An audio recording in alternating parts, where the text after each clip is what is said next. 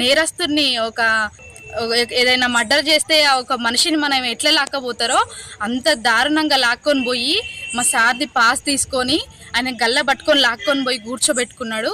అక్కడ నేను బతిలాడి sir please sir కానీ ఒక బెగ్గర్ లాగా అడుక్కున్నాను.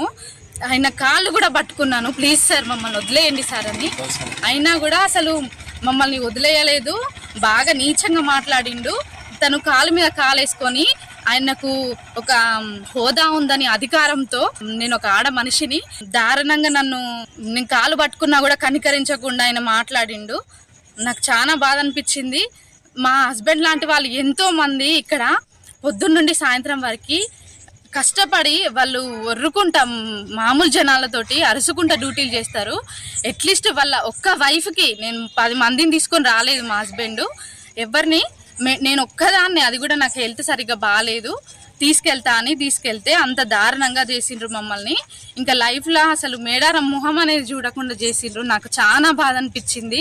గౌసాలే మన ఆఫీసర్